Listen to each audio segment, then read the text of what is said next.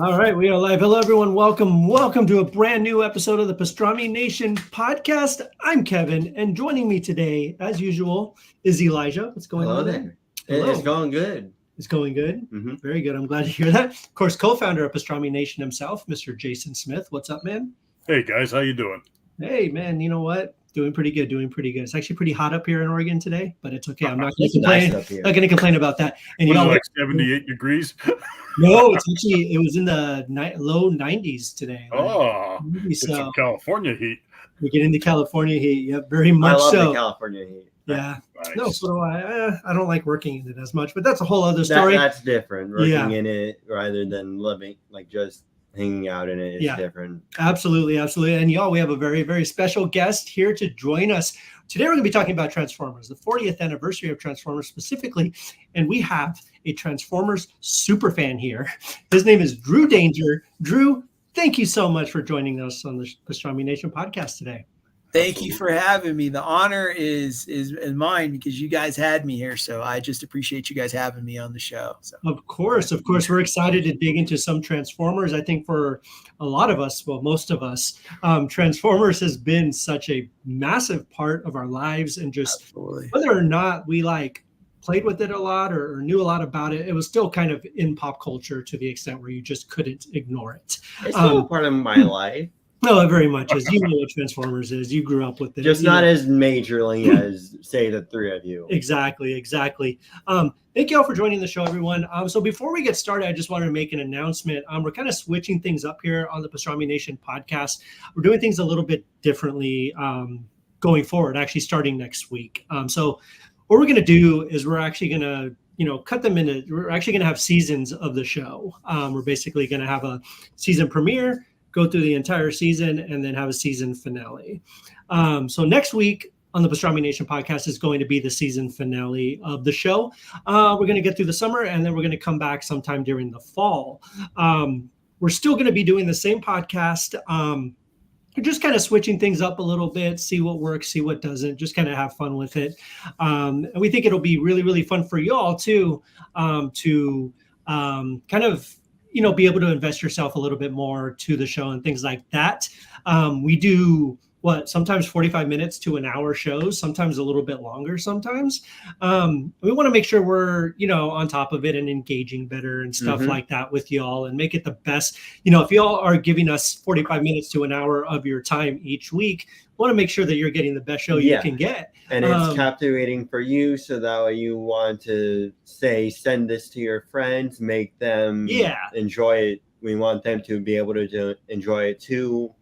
And we also don't want you guys to just feel like you've wasted an hour to 45 minutes. Exactly. We don't want you to get sick of us. Exactly. So it's going to be fun. We're excited about the change. I think it's going to help out a lot of things, and we'll always have something to talk about, and it's going to be a blast. So check out next week, the season finale. We'll do something really cool for that, and then we'll come back in the fall. So thank you all for listening. Thank you all for watching. We really, really appreciate all of your support and just everything that you all have helped us out with. You helped us grow this big. So we're really, really excited about that.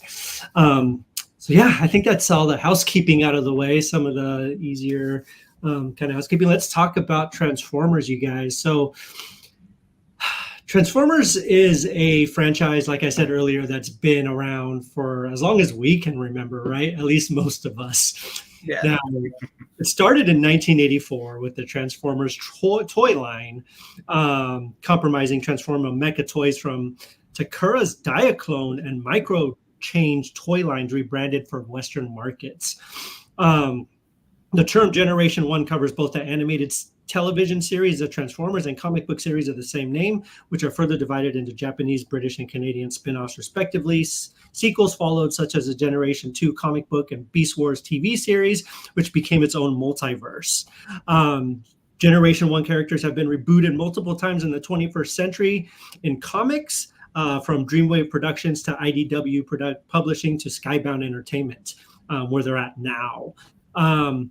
We also have the movies and stuff like that. The Bayification, as we call it, of the Unfortunately. Unfortunately. And now I still hold true that I think the first one is pretty good. First one's good. One was good, yeah. Bumblebee's They good. killed Jazz. What's that? They killed Jazz. No, that was messed up. You can't be forgiven. Yeah, they can't be forgiven for that. But yeah, they did. In my opinion, they did pretty good with the designs that they were given from the original series. Yeah, and initially I thought this was interesting. Separate and competing franchise started in 1983. The GoBots became the intellectual property of Hasbro after the buyout of Tonka in 1991. So they're all under the same umbrella. They've been under the same umbrella since 1991. Are you guys familiar with GoBots at all? Yeah. Very much so. They lived under my Christmas tree because we didn't have a lot of money. So same. GoBots they were the one when your grandparents didn't know what you were talking about. Your parents didn't want to pay the money. Right. That's how that worked. Right, Jason? It was like, Grandma, I want an Optimus Prime. And she's like, oh, I got this robot thing that they told me about the store that was popular. GoBots, Leader 1, Sidekill. Here you go. And you're like, yeah. Every kid, if you look throughout the neighborhood, you would see them get thrown out of the window on Christmas because nobody wanted them. They didn't want them. My cousins got Transformers. We got GoBots, but we that's all we had. So we appreciated, and back then you didn't realize how silly the names were. Like the helicopter is named Copter. Sidekill is a motorcycle. Guy was a submarine. Leader 1. Yeah. Yep. Oh my! But they were cool for their time, They were it. I wanted a Transformer, but I was a kid bringing GoBots to school. Nobody gave a shit about because that kid over there had Voltron and that kid had Optimus Prime. That's right. Voltron got you in. Transformers got you in. If you showed up with GoBots, kids at school would be like, oh, I'm not going to your house to hang out. I'm just tucking in Scooter into my jacket pockets and nobody would see it. It's like, what is that? It's like, he's got a GoBot. Yeah, that would make you so unpopular, like less than a second. Or if I had Transformers, they were like Bumblebee or Huffer, the little ones. Oh, yeah. Yeah, the small ones. Yeah, you had to have Prime, you had to have Megatron, you had to have Shockwave. Oh, Megatron. That was like the thing back then. Yeah, you had to have. And I think all the controversy made it even more popular because, somebody got shot pointing a Megatron at a policeman and, that and the Intertech toys, that made a problem. So they had to change the whole thing with Megatron, and that's why he's been a tank since then because of that. Yeah, only through Japanese distributors where they can kind of bend that rule through exclusive releases. They can give him a gun design or a figure that has the gun parts on him. If it's United States made mainly, then it kind of becomes that gray line where they have to do the tank design on them in some way. Do you remember early 2000s, the Takara Japanese reissues and Big Bad Toy Store, they sold the Megatron, but they would literally post a disclaimer that we will open this thing up and modify it with an orange tip on the barrel, you know? But we found a way around that. First Comic-Con me and Nolan went to in 2003, there's a Japanese vendor there from Japan, and he's like, I don't have to sell that shit like that. And he sold me a Megatron. It was like $75, but I didn't care. I paid for it. It was the reissue, but with no orange tip. Yeah, that's money well spent. It's so hard because if you've seen the price on the Megatron ones that do have any of the gun parts from Japan, they're like $300-$400. It's probably more now. Yeah, easily. That's a small price. But like you said, like it goes up to get something like that. So that costs, even with Shockwave, to be able to get him in weapons form is the same way.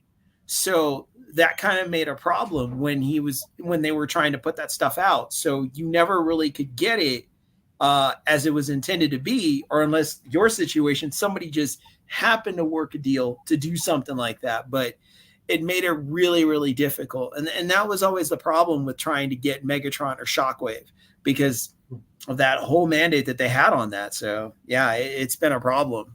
So they've been spaceships and tanks and stuff like that for X amount of years after 1984. So it's been a problem. Good old days. Oh, my God. Oh, man. No, Luke? Sorry, my son's looking around the corner. Hey, what's up? I'm taping a show, but I do want to check that out. Okay, I'm gonna come up and look at it. Okay, tell mommy I said hi. Okay, I love you. Yeah. Okay. Yeah. Right. So yeah. Okay. no, that's awesome. Do you guys mind if he sits? Not at all. Go ahead. Yeah. You want to sit? Yeah, you can talk some Transformers. I mean, yeah. but you gotta kind of wait when it's your turn if you want to say something. Okay. Absolutely, please do. Yeah. Oh, This yeah. is Luke. How are you? Good. How's it going? Very Cool helmet. Very cool helmet. So this year obviously marks the 40th anniversary of the Transformers as a franchise. Now, what I find interesting most about Transformers is how it's penetrated pop culture so much to the point to where, so it was essentially, when they obviously started as a toy line first, then they made the animated series to essentially sell the toys, which is kind of this weird thing that happens, right? That happened a lot during the 80s, right? Didn't that also happen with like G.I. Joe? Oh yeah, all that stuff. Like it was all like the animated stuff was all to sell the toy. So it was all put out by these companies and stuff like that. But it did work. It did work. Obviously, it's penetrated so much to where we're talking about it today, 40 years later. So let's go around the room and let's talk about kind of let's talk about our Transformer origin stories. Essentially, now I know a lot of us are a little bit older. We might not remember exactly when we first came across Transformers, but how big of an impact did it have on you as a kid? And like how has that kind of carried through in your adult life? So Drew, if you want to start with that one, you could tell us a little bit about yourself and how you came across Transformers and all that stuff.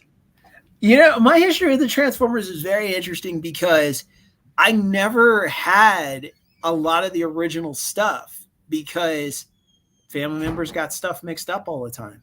Right. If I got something, it's because I got lucky. Like, it's like I happened to be at the store and I happened to be right next to it. Right. My mom allowed me to get something. So that's how that worked out. If it was like a birthday or something like that, it just happened to be a fluke if I ended up with a Transformer. It was very hard to get Transformers. So, and Jason can relate because if there was that one kid at school that had the whole collection, there's always that one kid. Yeah. Oh yeah, I remember that. You're like, how did you get all this Transformers? And everybody wanted to go to his house. So I was a little upset with the Transformers for a minute because there were kids that I thought were cool I went to school with, but they didn't want to come over because I didn't have Transformers. And that one kid would come out like this with all of them. Yeah. Yeah, exactly. The kid I knew, he had like 2 Blitzwings. Why do you need 2 Blitzwings? Yeah. Right? I don't have one. And that's a more expensive hard one triple changer to get. Yeah. So it's like I had the cassettes if I was lucky because they costed more than like Bumblebee grade. And then maybe once in a blue moon, I got lucky and it wasn't because my aunt wanted to buy me a Transformer. It's because they knew I liked dinosaurs in 2nd grade. So I ended up one of the dinosaur presents just happened to be Snarl, but they just saw the Stegosaurus, got it for me. But I was like, woohoo! I just ignored all the other presents because I just got a Dino butt. I had to throw a fit to get the Grimlock. Oh, I wish, man. I wish. I had Thrust too. I had Thrust because my mom took me on my birthday and said, pick out a Transformer. Because she had got my brother Soundwave for his birthday, which was February, and then mine was in May. So she took me we had Toy City back in Santa Ana in the early 80s. Okay. I wanted one of the jets. And then I saw, there's like 3 new jets. It was Thrust, Dirge, and Ramjet, the Conehead ones. So Thrust was a must, So I still have that somewhere around, but it's missing the wings and stuff. I seen Arturo's joined us out there in the comments section. What's up, Arturo? How's it going, Arturo? Thank you for joining us. Thank you all for checking it out. What about you, Jason? What's kind of your origin with Transformers? Because like in the 80s, we started watching the cartoon came out 5 days a week in the afternoons at like 3 or 4, I believe. And so we got to watch it because my dad wasn't home from work yet. So TV was ours. Like, woohoo. And then every once in a while, they'd buy us like a little Transformer, like I think Bumblebee or Huffer or forget the other one, Gears, somebody like that. One time we saved up our allowance. We were able to get the cassette 2-packs. Like I got the Rumble and Ravage, and my brother got the other was Laserbeak and Frenzy, I think. Frenzy, yeah. Yeah. And we're like, woohoo! And we go take them to our cousin's house to brag, and then cousin's like, yeah, whatever, I got 2 of those. And then as he's pulling out like Shockwave or whatever, he had Blaster. And then his Optimus Prime is in pieces because he decided he wanted to, because they're older, my cousins. Mm-hmm. So like he just decided he wanted to blow it up, go get a different, like my cousins were the relatives that had all of them. So it meant nothing to them, Like I remember them taking one of their cassettes. It was like a Rumble or something, and like taping one of those like ground balloon flowers. Yeah, for the fireworks. Yeah. Just to see what happened. I'm like, no, it was a crime. Like I wished I had like 4 Transformers in there. Most of them were small, and I sure as hell wouldn't be putting fireworks on them. But these guys, the inspiration for Sid from Toy Story. Yeah, that was my cousin. Sid came from kids like that, because everybody knew a couple kids. There was like, oh, I put a GI Joe and attached it to an M80, and I threw it up, and it blew up. And there were kids that were known for doing that, and so Sid came from all those horror stories, and they made that character. The funny thing is, though, they would do that. I remember putting a slingshot with one of their smaller Transformers into the wall, and he would just shatter. And they're doing all this stupid stuff, but they left the stupid. What was that? The Rancor Keeper, the big fat guy from Star Wars. They left him like just lying in the dirt in the backyard. So we were over there for like a barbecue one day, and my brother and I, we found it and we're giggling, and they had one of those umbrella bases where you fill up with water, but there's still the hole, so you see the water in there in the umbrella base.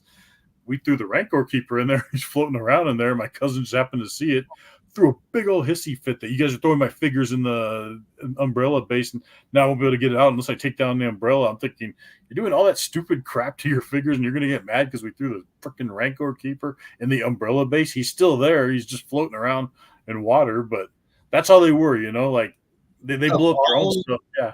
You just want to throw a hissy fit over the Rancor Keeper. Right. Mm-hmm. And they blew up that thing into somebody else's yard.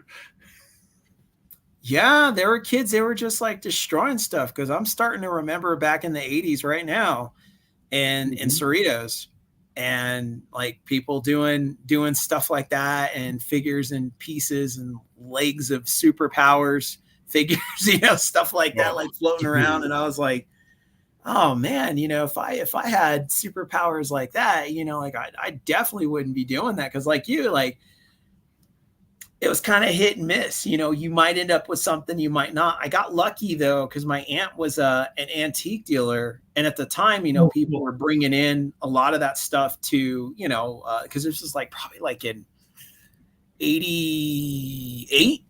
So a lot of people were like throwing out Star Wars collections and stuff like that. Yeah. Or moms were taking them to antique shops or Goodwills.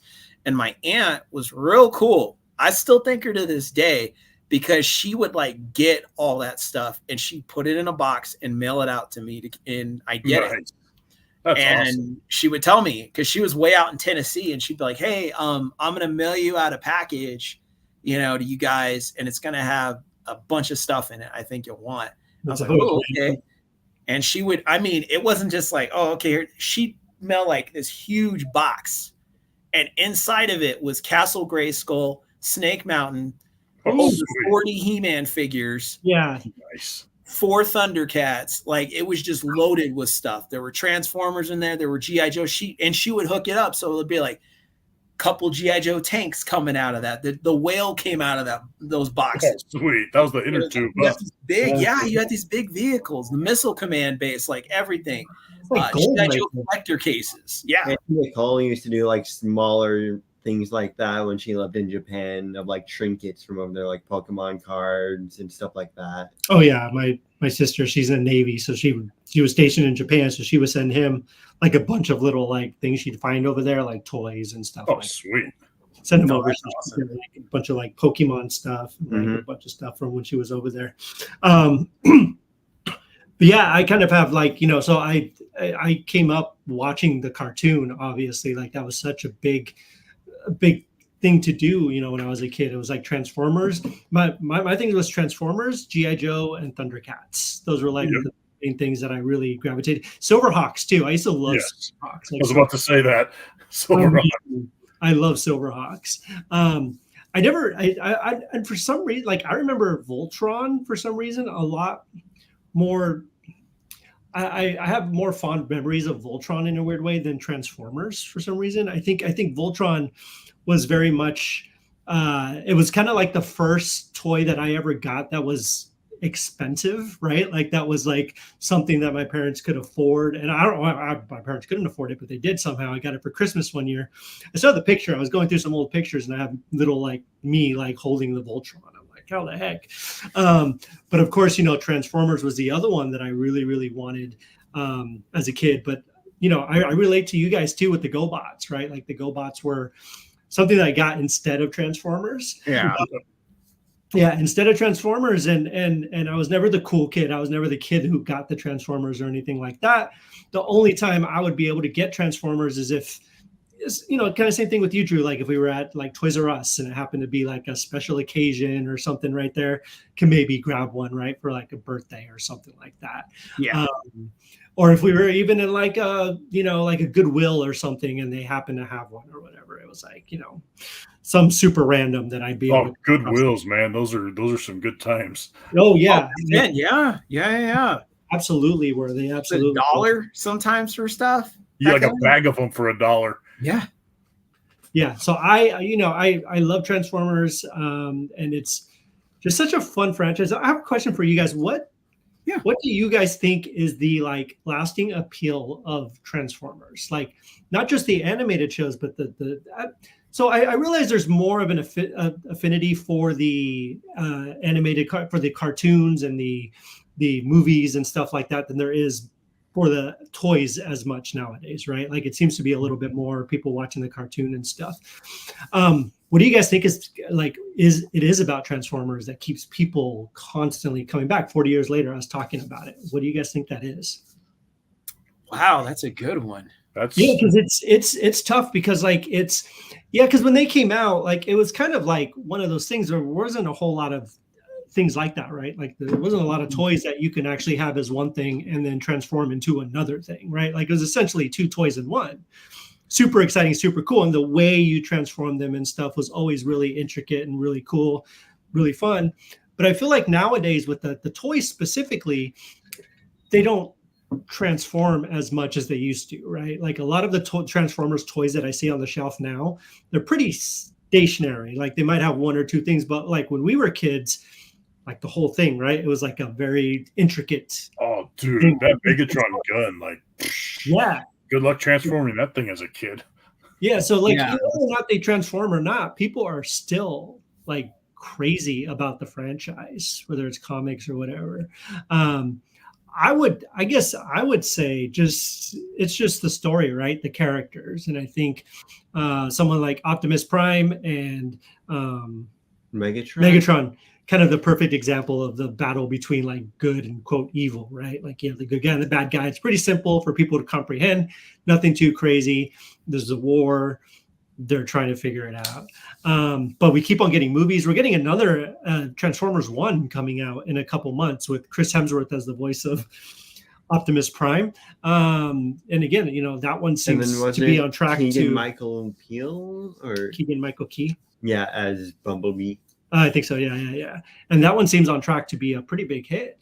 So even kids today are still watching Transformers.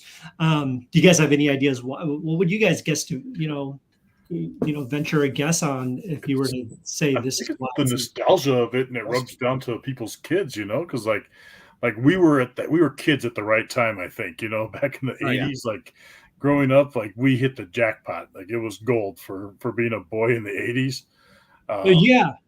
Like Transformers were like the thing. Like that was the one show I religiously watched. Like, sure, I watched the Thundercats and He-Man was a big one. Mm-hmm.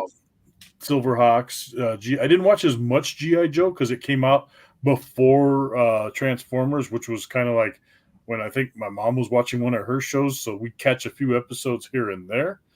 but Transformers was always the one that she let us watch. Like, and then they moved it to like Saturday mornings, and it went to Sunday mornings, and then that's when we rarely got to see it because my dad was off on the weekends. So Saturday morning cartoons, never heard of them. Yeah. Yeah, I think just the relatability of these characters. Yeah, absolutely. What do you think, Drew? It's a tough question because this started in 84, and they've always managed to be around even when Transformers really weren't making any money, and they were still making stuff because, like when X-Men got real popular, they were like reprinting Transformers again, and then sometimes they would put them in these weird bubblegummy kind of colors. Sometimes they would do that and redo them, and they would keep it going throughout the years. And it was almost like it's not going right now, but if we keep just kind of staying in the system, maybe it'll catch on. And then I remember when Beast Wars caught on, like that happened, and there was a group of people that really seemed to like Beast Wars. I was not a fan of Beast Wars. I watched it. I couldn't get into it because I was just so used to. The same way. Yeah, it wasn't dark enough like the Transformers, like it didn't have that mood to it. It didn't. It's like the characters weren't relatable like the original ones, and you didn't really feel a connection. I was like, oh, which one's your favorite? I was like, they're all the same. Like all the bad guys are the same. All the good guys are the same to me. As and like the designs were like kind of ugly. Like who wants a beak for a hand? Like it wasn't until because I didn't get into Beast Wars till they started doing the Transmetal ones, which those reminded me of old school Dinobots, Chrome Blue, Optimus Primal. He's like this metallic robotic gorilla, as opposed to a gorilla that turns into a robot with big funky, the first Optimus Primal versus Transmetal Optimus Primal, which looks like a Transformer to me. That's what drug me into Beast Wars. Yeah, I think Beast Wars, because when Beast Wars came out, they really focused in on that. And we didn't know if we were going to see any Generation 1 stuff because it seemed like Beast Wars was panning out for them for a while. So it might be going on for a while with the Beast Wars thing. And then eventually, I remember, I think it was when I was like my first year, like in college or something like that. It was one of the first big anniversaries of the 86 movie, right? And then, Jason, I don't know if you guys remember this. They put out a Prime that was like this big. Oh, yeah. Came out, when the anniversary, what was it, the 15th anniversary, I believe it was? It was a Masterpiece Prime, huh? Yeah, and it came out at Target, and they had it, and it transformed, and it was a good size. And it was die cast. Yes, and I could heavy. Never get one. Like they sold out like that every single time. The scalpers ruined that one for us. They did. And then I looked, and it looks like about a year prior to that, they had done reissues through Toys R Us of the original molds of certain ones. They had started doing that. And I saw like the Power Master, Prime and different things like that. So it looks like they were trying to get something going again. And that one Prime for the anniversary sold so well. I think that's what sparked off Generation 1 starting to come back in some sort of form or some sort of way. And then you started seeing the figures with, of course, new style tooling. Now they could, because you remember the original ones, some of them were really, really stiff and really easy to break when you transformed them. Oh, yeah. Because of the delicate parts from Japan with the die cast and all that. But now they had figured out ways to kind of, make it a little bit better. And as the years went on, they improved. And then they were able to make them more accurate in look when they're in robot form. And then when they're in car form, both sides look good. And it just kind of blew up from it. I think that's what really kicked it off. And then kids, like my son that was just here, he likes just the idea of a robot and a car, a robot and a jet. Yeah. It says something to him. Yeah. Even before he had seen original Transformers or anything Transformers, there was something about him, like when he was like 2, like a robot in a car. That's just great. And so there's something about it that speaks to kids. And then they ended up like picking up on it and they check out the show and then they're kind of hooked. So that new movie is geared towards a younger audience. Mhm. So I think, again, their idea is they're going to go in and try to get this next young generation right and keep Transformers going another generation. Yeah, that's exactly what happened. Yeah. When I was a kid, speaking of being a kid in Transformers, I was thoroughly convinced that my grandma's neighbor had a Transformer as a car. Because I don't know if you guys remember in the 80s, but there was a big thing going on with car alarms where they would actually talk. Like it'd be like, please step away from the car. Yep. Like, I remember that. One time I walked past the car, I got a little too close, and I said, please step away from the car. Literally for months, I was trying to convince everybody that my grandma that was a real Transformer. That was a real Transformer. I wanted it to be so freaking true. But Arturo says, "What's up, Drew? It's been a long time. I was a friend of Jared Rose." Oh, I haven't seen you in a long time. How's it going, man? Good to see you. That's cool. So yeah, I want to talk about the movies a little bit because by 2007. Would you guys seem to know a little bit more about this than I would. Where was Transformers at in the kind of in the ether at that point? Like before the Transformers movies came out, was it still on an upward spiral, or was it just kind of laying dormant and flat for a while? What was going on then, if you guys can recall? I remember. What was it? It was Masterpiece was already out by then, right? Right. Yeah. But barely kind of just coming out with like, we were getting Prowl and I think Optimus had been Sideswipe. Yeah, Sideswipe and yeah, I remember Sideswipe. I had Sideswipe. And they were kind of, I forget what because those were for like high end collectors buying on Big Bad, but I forget what was at the store at that time. Was it? They had the smaller. They were a lot smaller, like of some of the original characters. They just started like doing random stuff from that time, from the characters from G1, and then after they started just making like small versions, and some of them were a little bit bigger. They didn't have any die-cast metal. They were a lot like the Beast Wars first print figures. They were just doing that for the time, and then the anniversary one we talked about, they had done some stuff with that a couple times. And alternators, I remember those. Yes, those were decent.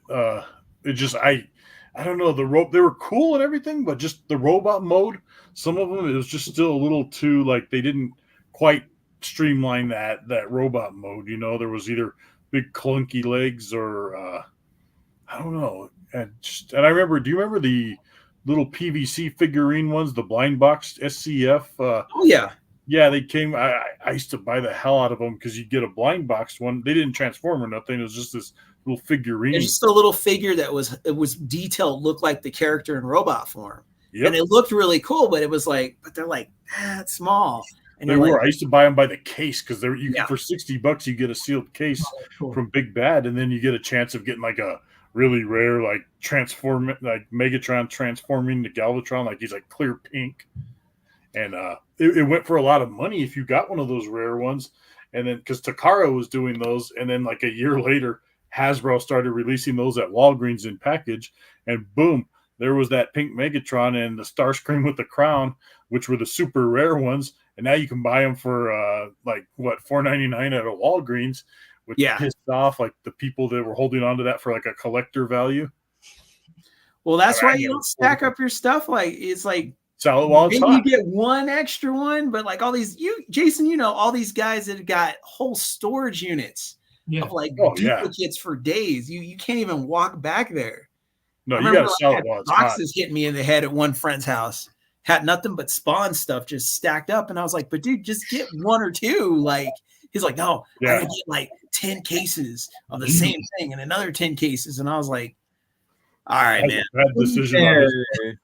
They aren't making a lot of Spawn stuff anymore, and the stuff that they did make is going for a lot now. Is it going for a lot, the original stuff? Not some of the original stuff. I know a guy like that too. He's I seen him he bought a lot of the stuff when it first, and they didn't really move.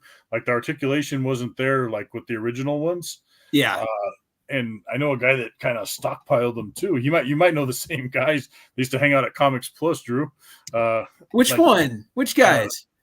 I knew Prometheus. Did you know Prometheus? Oh, Pro and Kareem? Pro and Crew? Yes. Really cool guy. I used to work with Pro at Toys R Us, but he was telling me he had like doubles and triples on some of the Spawn stuff. And you probably knew Jim Hogan too, right? I did. Yeah, same thing, and Tim from Comics Plus, a lot of them kind of hoarded some of that stuff, and like the Spawn stuff. Nowadays you can go find it at Frankinson's for like on the cheap, the stuff that they were stockpiling. Yeah, that's what ended up happening. And so people were buying like tons of that stuff. And so it kind of it flooded the market, because between that and 95 Power of the Force Star Wars figures. Oh, geez. Yeah, that had messed up everything. Episode 1 figures too. Oh, God. Oh, yeah, they flooded that market. So it went crazy. So the Transformers stuff, people were they were kind of buying, like the stuff you're talking about is big and clunky. Some people, they weren't buying it a lot. People were still getting it because it was Transformers. So in connection with 2007, like when the movie was coming and everything, people were something about Transformers. Like if you talked about Transformers and somebody was like a G1 fan or a Beast Wars fan, they would go crazy. Like when they would hear it. Because I remember when the movie came out, they had that promotion for your phone where you could say, this is Optimus Prime. And then they would like take people's bosses' names and say Megatron, Major Boss, Terry is agent that works at work, and they would put that on the phone. My cousins called me because my mom had said something about, because I sent her one as a joke, and she remembered Transformers, so she told my cousins like, oh, he's got this Transformer thing, and all 4 of my cousins were like, wait, Transformers, send it to me, and they were going crazy. So that's how it was. So when the movie came out, like from that promotion alone, they already had fans. So everybody went. I remember I saw it when it came out, and it was like, he knows this place, Ontario Mills. Yep. Yeah, that big theater they had, and it was packed wall to wall in that place for the first movie. And I was like sitting like this because there were so many people in there. I was like, wow. I saw it at, mine was, did you do the Edwards over there or the AMC that's inside the mall? We did the Edwards. I want to say I did the AMC, but it's been so long. I know it was down there. And full house. Because the Victorville Theater, you know how that was. They don't know how to control shit over there. No. Their line controls. Like this big. Yep. People sitting on the floor. Yeah, it just stadium seats where it's at for something like that. Transformers was huge. I mean, the movie came out, it went crazy. You saw all these people putting the Decepticon or Autobot like plates, on the front of their cars, on the back of their cars, stickers done out, like people started just doing that. And like, it became like larger than life again, but in a different way now. Like it kind of took a shape of its own now to another generation that picked it up. So it's kind of weird, like Star Wars, like it kind of just comes in and then it's back and people start getting back on it, and it's, being the number one thing. And Transformers has always just kind of just stayed around, and it's to this day, it's still here. It's not going away. Star Wars Lego. Yeah. Nice. Okay. So see, you got your next generation that's going into Lego right there. Yeah, we got the combination of the two. We have the transforming. It's a Star Destroyer Venator. Oh, is that the one that transforms? Yeah. So see, Jason, you've seen those. Like, then I would see like a Darth Vader TIE fighter that could transform. Exactly. Vader. Yeah. And then they started doing that. And then kids started Transformers and Star Wars, It's a good mix. It kind of became a thing. So, it's kind of crazy. Like G.I. Joe. I want to see G.I. Joe Transformers that actually, they've done collabs, but it's only been like con exclusives where they did like the Hiss Tank and Shockwave colors, or the very airplane cool, has Starscream. Oh, sweet. That's badass. Yeah. But I would love to see a G.I. Joe vehicle that actually will transform to because they did that one, the F-16, they painted it like Starscream. Yeah. And then there was the Shockwave Hiss Tank, and I forget, the Jeep was supposed to be Hound, There's they did Hound, but they did one, what was it, last year? And it transformed and it came with Stalker and he could fit in it. Yes, I remember that. Yeah. So they do have that now. So they're going to be doing, because I think that's the next move, right? Is G.I. Joe and Transformers, because the movie is directing towards that way. So I was like, okay, so it looks like they're going to do G.I. Joe and Transformers, which I always thought was a weird mix.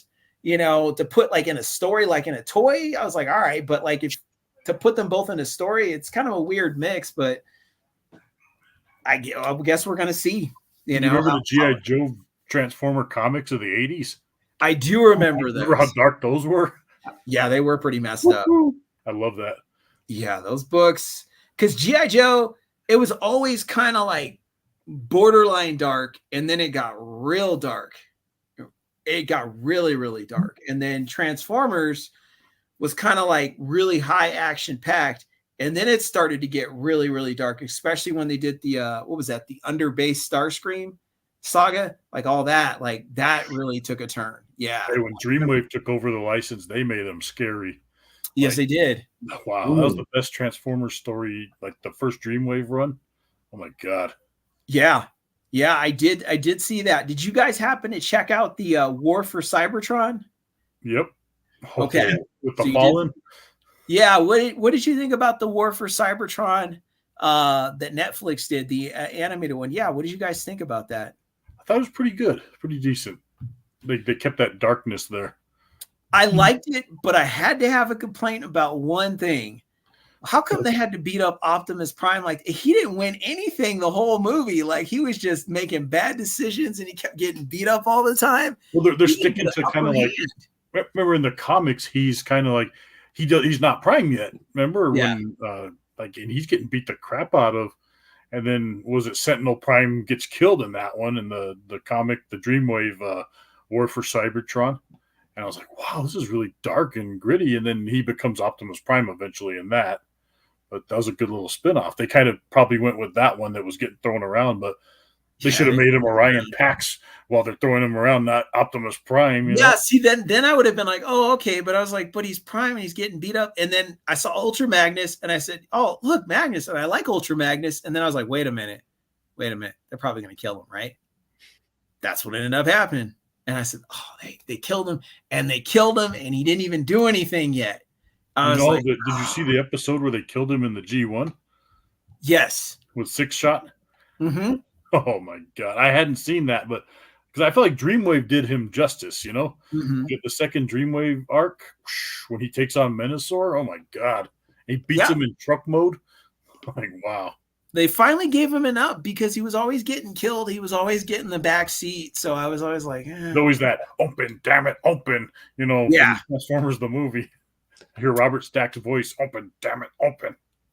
I think my Ultra Magnus, the new one they did, my wife got me on Christmas. I think you might be able to take them apart. I can't remember. Ooh, what brand is it? Is it the Masterpiece or is it like it's the third party? The Hasbro 86. Oh, dude, you got that one. My wife got it for me on Christmas. She picked it up right at that pre-order time, and so she surprised me with it on Christmas. I've never seen that one in person, like at stores. You're going to see it on video in person, Jason. Yeah, I'm about to get a full. You're about to get the full view of it. Let's see.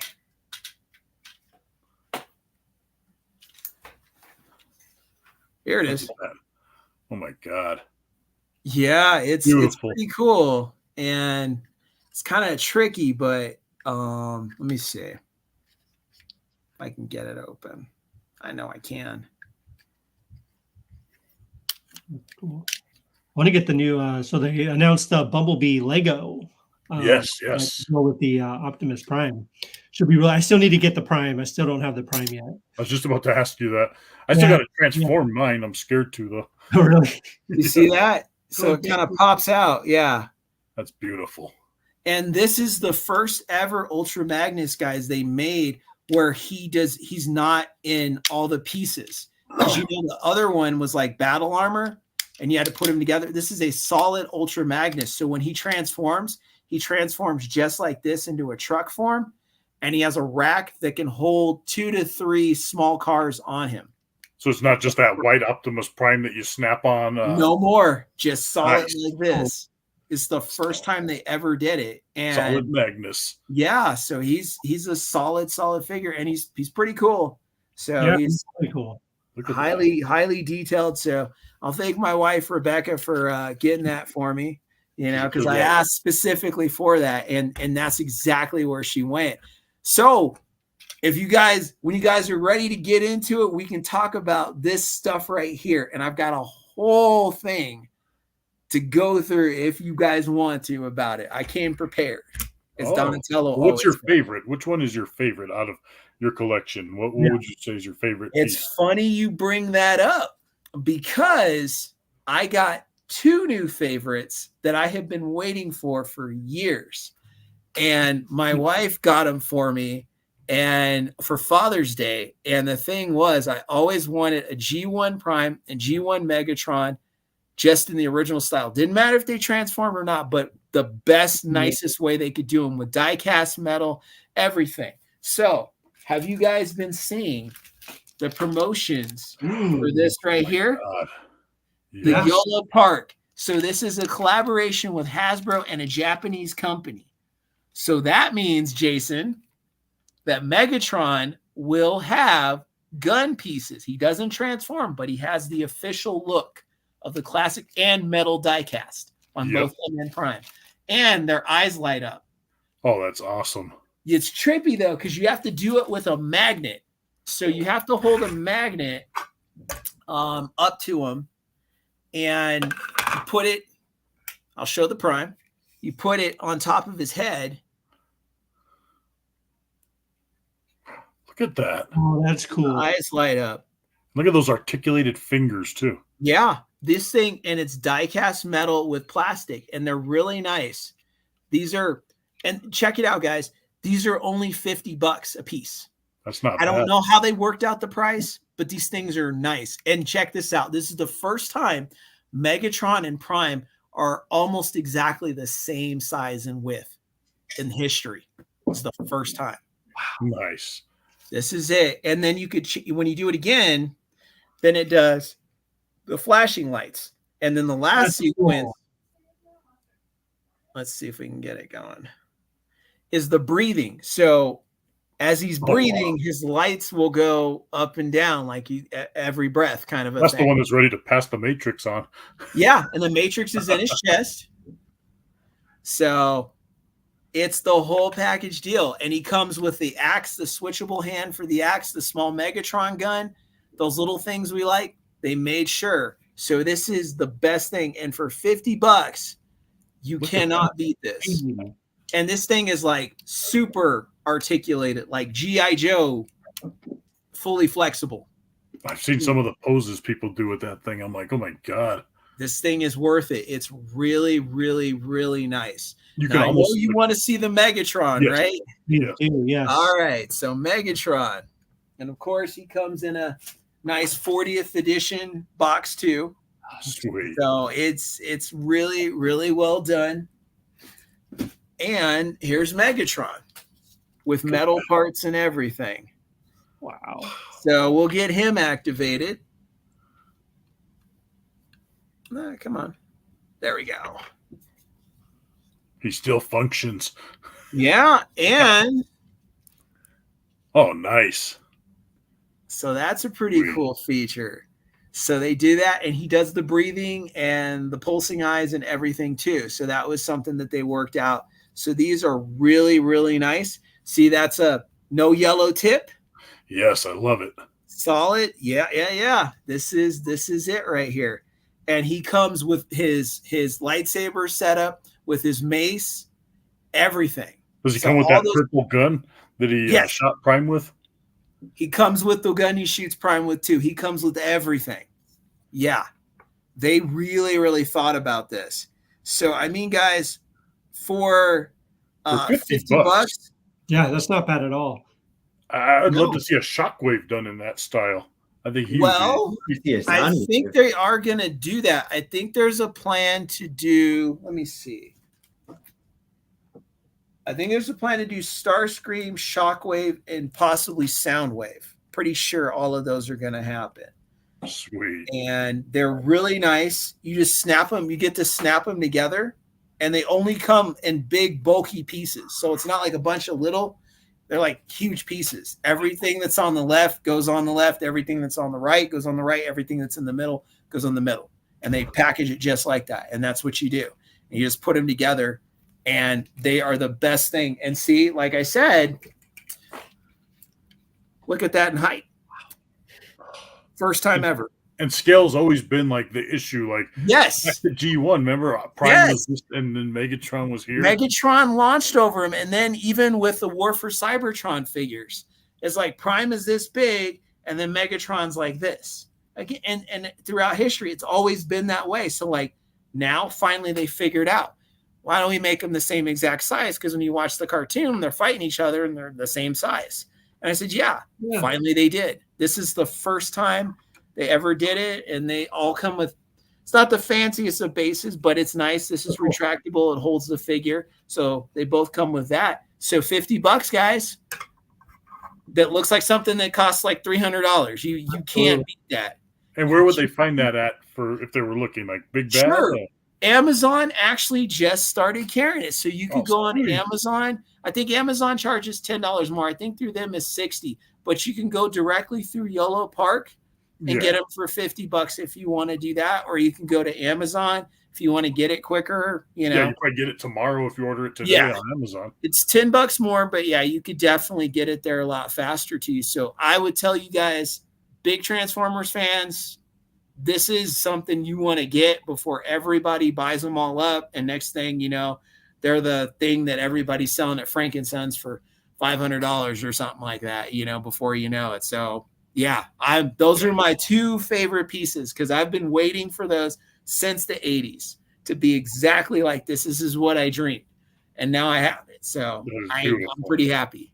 That's awesome. What about you, Jason? What are some of do you have any favorites hanging around there that you can show us? Or I have my favorite piece right here, but I'm going to show you something else my brother gave me. My favorite I'll show you in a minute, but my brother gave me this. Super 7 started putting out like Transformer figures in the Ultimates line, non-transforming ones, but this thing is just freaking massive. And it's Grimlock and Dinosaur, the best mode that he could be in is Dinosaur mode. And it's just basically a big, fully articulated Grimlock. And it comes with like the brain for the Grimlock's new brain. He comes with a fish. He comes with an apron, I think, for that silly episode, if you remember. I remember the apron. So those Super 7 Ultimate ones, like certain ones are kind of but that Grimlock, like I told my brother, thanks. But a lot of my good ones are in storage over there, and I can't get to that at the moment. But my favorite one, he stays in here on a shelf. So this is that Ironhide masterpiece Ironhide. Good. Ironhide's one of my favorite Transformers of all time. I have him and Ratchet both standing there. The Van brothers. Yeah, the masterpiece, because they remember the G1 Ironhide, how ugly that looked. Yeah, because that was the problem when they selected these characters, was like the toys sometimes didn't match up, and they were the worst case of the non-matchup. Like everybody else kind of fit somewhat around there, but Ironhide and Ratchet were like these flat bases that a little figure was supposed to sit in. And so they just put little smiley face stickers over the Japanese stuff. And then that's what you got. And so you watch the cartoon seeing this cool little mohawk and this, chevron on the head, for Ratchet. And then you got this thing with a sticker that smiled through a window. Who doesn't love that head? Yeah. Like, that's it, man. Like, I love Ironhide. So once they started figuring out like how to make Ironhide the way we all want him to be, I was waiting. The War for Cybertron stuff came out, and then they did the perfect one before the masterpiece came out, and I grabbed that. It cost a little bit because he was hard to get. He was money well spent. Yeah. It was like him and Prowl together. Yes. Like a set at Walgreens. And I wanted both him and Prowl because I love Prowl a lot too. So I grabbed both of them when I could. And I got Ratchet, and he was harder to get too. So once I was able to get him with the chevron on the head, they nailed it because, there was that whole thing with the Red Cross where they couldn't use certain symbols on him. And the chevron, they said they had to take that down to licensing, right? So finally they got it worked out long enough to do all that stuff and then make the figure. So you had to run in and get it before some licensing thing came in. And the Shockwave was called like Shock Master. Laser Wave or something, weird. Or Quake Wave. Yeah. Or something. And they changed it a little bit. So you had to move when they got it right. And then you could go get it real fast before they changed it. Yeah. Well, even all the Transformers went through that. They couldn't call Hot Rod because the Hot Rod. Yeah, they had to call him something else too. Rodimus Major or something stupid like that. It was done because of the licensing rights. So they were like, oh, okay. So G.I. Joe and Transformers both went through that because they had that with their characters, like the licensing rights for the names, and they would call characters other stuff and sometimes change them up completely just for the licensing thing. So it was like when the character was right, it's like, oh, they have the license for now. So get that now because next month that could change and they're calling it something else. Yeah, so, like Slag, the Studio 86 Studio series. I got him, but it says Dinobot Slug because I think Slag is owned by somebody else. Or again, they always have that problem. I'm just glad, even though they didn't do the name right, the figure was right. So I was like, all right, cool. At least the figure's accurate and you can call it whatever you want. But it would have been nice if they put it on the box in the original name. But I'm just glad they kept it the way we wanted it to look. Because, ordinarily they would change the look of it, the color, and do something weird to it with a name change. Yes. So, and I guess they figured they compromised. It was like, look, we can't get the name, but we got to make this right. Because if we're going to do the 86 series, everybody's going to dive in. And they did it year. So you got one Dinobot and you had to wait next year to get the next Dinobot. And the next year to get the next Dinobot. They didn't release them all in the same time frame. So now, what has it been? 5 years in. Yeah. Finally, Swoop is coming out. I already got him on order, and now I got to wait for him. But it took 5 years to get these guys. Yeah. So and good luck finding them when they do come out, Yeah. So I had to order one, but I have all of them except for Swoop. But, I have them now because I paid for them, but I have all of them right here, actually. So, and they're really nice. Really nice. The Grimlock's really cool, too. He was the hardest one to get, but I got him right when he came out. The Walmart out here in Colorado got a huge overflow. Something happened. Like, they ended up with a weird shipment, and they ended up with like 20 of them. And they sold them for regular price, so you didn't have to deal with the jacked up prices. Oh, nice. I think I paid like less than 40 for him.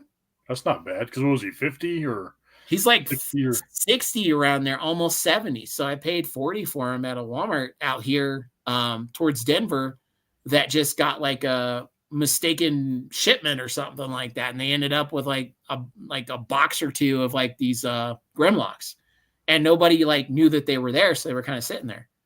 And I just happened to walk down there. Yeah, and I was like, I'll take one of those, and that's what started the whole collection on trying to get it. So I'm officially done with getting all the Transformers except for one thing, but I have to wait until October, November. They're going to do Soundwave from the War Cybertron, but they're not going to make him battle damage.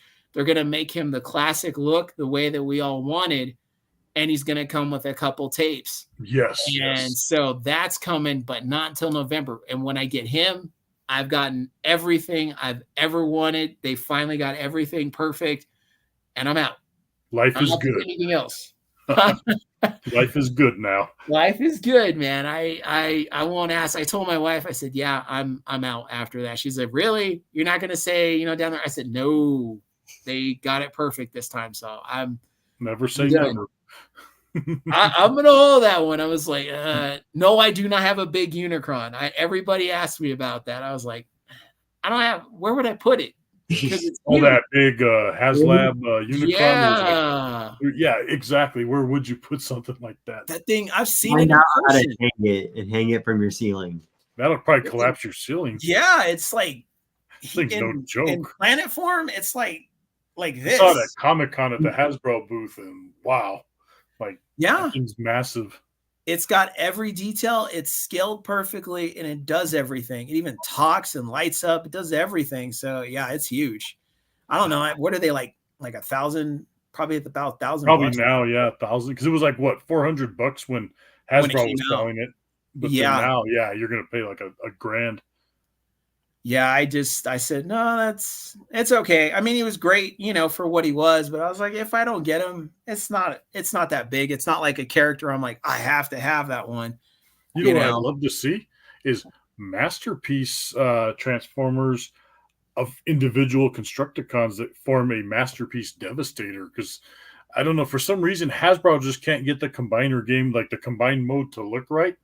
Third party is nailing it. Just hire whoever's making these third party Devastators and call it your official masterpiece Devastator. Because I agree, and I have the third party Devastator actually. Oh, sweet! I've got it, and I got the Bruticus. Coming. Nice. So awesome. I'm like, I have Minosaur, and I have remember the Stunticon one. Yeah. And then I have the Aerial Bot one, Superion. The Stunticon one, they're still charging a lot for. The other ones that are third party are still like $45 to get the whole collection, and they're really nice. So you $45 and you get the best ones you could get, or you could get a Combiner Wars one and pay $500-$600. And the combined mode doesn't even look like nowhere near the third party. Yeah, that's the thing. So it's like I tell people, it's like you can do that. Or you could spend $45 and get the whole package deal. I'm like, well, what about the stickers? I was like, you could get professional decals. That's all I did. And just put the Decepticon sticker on the chest. I was like, was it toyhacks.com sells those? Like the printed third-party Autobot stickers, or they don't call it Autobot, Robot Hero stickers and Robot Villain stickers. You can easily get them, but let me see. They're really, really nice. They're right here. Let's see. Yes. So they're really, really cool. They're really well done. Just imagine the size of that Devastator. Oh, that thing was massive. Yes. It was like, it was huge, and it was so detailed, and the eyes light up too. Nice. So it was like, it was pretty crazy. So you could get like the whole setup for $45 through third party. I think they're called something like 3WK or something like that. Like 3WK. There's so many third-party guys out there. It's like, and they all do really good stuff. Yeah. This is like where it's at. So if you guys want to jump on that, why you can, like $45, you can't beat it to get like a full Constructicon set or Bruticus or the Aerial Bots. You can get them for $45. The Stunticons are still like 120, 118 if you like them a lot. I was like Bruticus and Devastator. So well, the Stunticons won me over after that second Dreamwave story arc. Oh my god, they made Minosaur scary in there. Like Pat Lee did him right. Minosaur is a cool character though. And then Ultra Magnus takes him out in truck mode. I'm like, nice. That's such a good story. That is pretty cool. What Transformers you guys want to see? I've got just about everything, and I got the new Hound. They put Hound out in the set. You had to buy the set. Well, I got Hound by himself. I was able to get it from a guy. So he's here. He came, what's today? He came today, actually. Oh, sweet. So I've got him over here. So let's see him. Yeah. One more of your favorite ones as well. Oh, sure. We'll start up here. My God. You just take this whole thing down. Just real quick before we get into that, make sure to check out Pastrami Nation on Instagram, Facebook, and all that stuff. We do have a contest, a giveaway going on right now. It ends July 1st, or the contest runs till July 31st. You could get a chance to win some Transformers mini-mates. Yes, awesome. Mini-mate set from them. So just go to Pastrami Nation on Instagram, follow us on there, tag 3 friends, and for a bonus entry, subscribe to us on YouTube. Just leave a comment if you subscribe and we will verify. So go check that out too. What you got? Oh, sweet. This is the new Hound, just newly released. So that's awesome. We've all been waiting for 2.5 years because they announced it 2.5 years ago, and they kept going back and how they were going to release them. But finally, they put them out. Did they release like a light brown version, called it something else? Yeah, that was the one that was supposed to come out first. And then they decided to put them in a set, and they painted that one pinkish brown and gave it a weird name and put it out. Yeah. I was pretty mad about that one because I had been waiting, and I was like, all they had to do was just paint them the colors. But of course, they had to work it as like, no, we'll put them in a set with like 5 or 6 other guys and charge, double the price to kind of get it. Charge you $300 for it. So they kept the price pretty good. I think, what was it? $120 That's for not the set bad. or something. So I was really surprised, but it was like they wanted to kind of put them in a set, with Jazz and Sunstreaker. Who else was in it? Wheeljack was in it. It was original Sideswipe, right? Yeah. So they did all the original designs and with the cool windows and everything, and then kind of put them out in a set.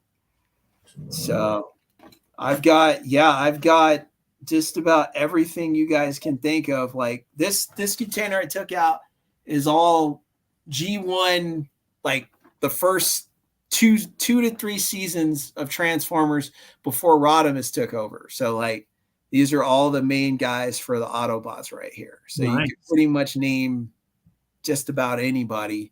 And I have them just about. So Do you have a smoke screen? yeah, I was just looking at him actually.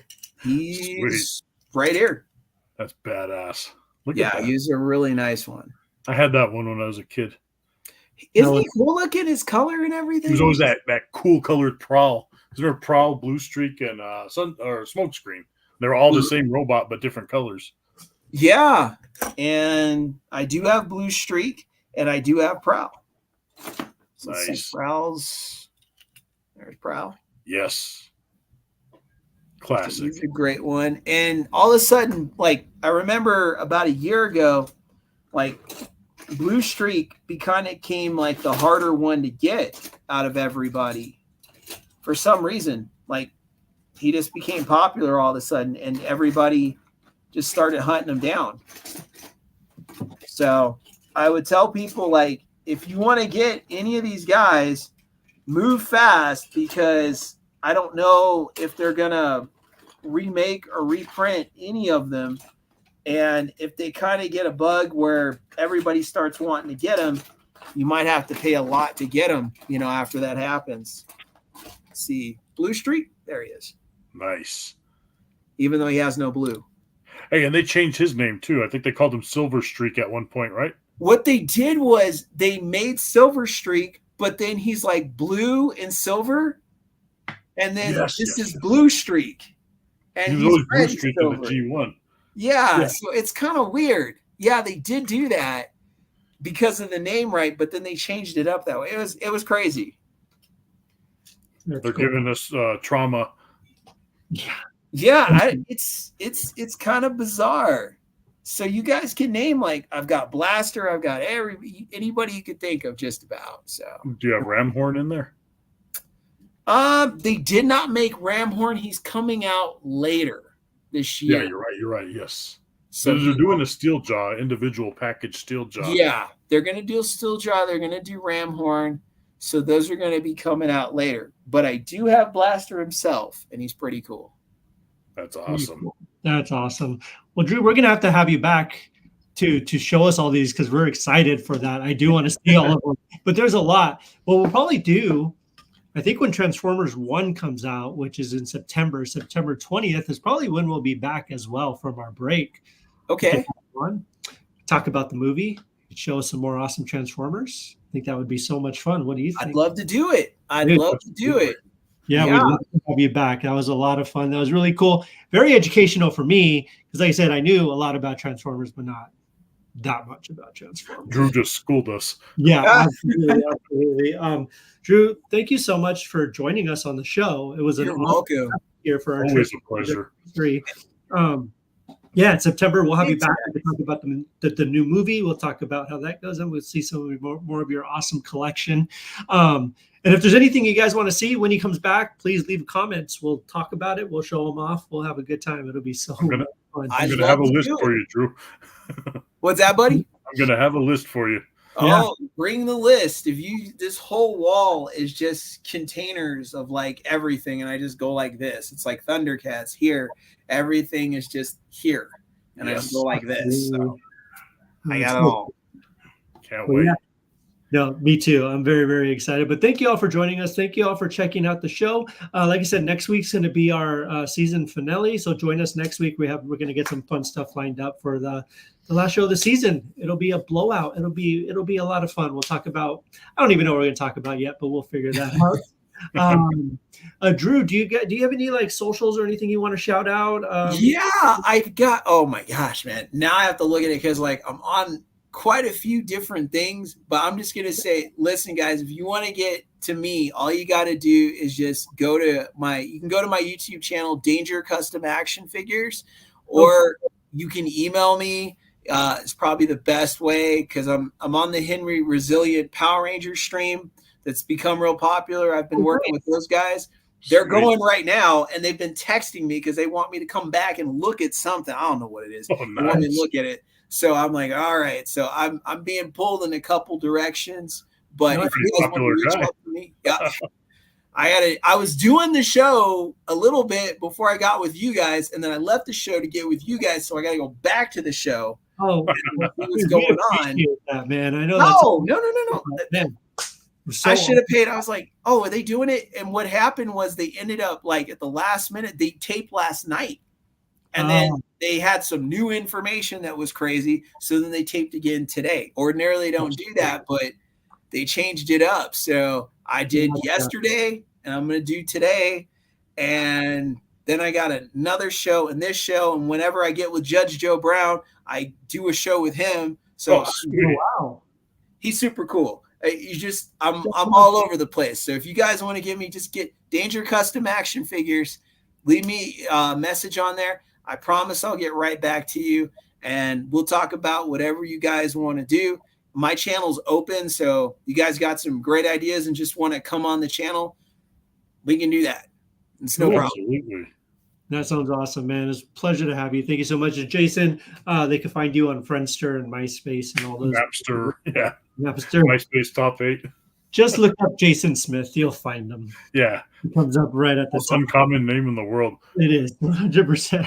You can find me, Kevin Hoskinson, or Kevin_Hoskinson on Facebook, Instagram, Twitter, TikTok, all that fun stuff. Pastrami Nation, PastramiNation.com, Instagram, Facebook, TikTok, all that stuff as well. Pinterest.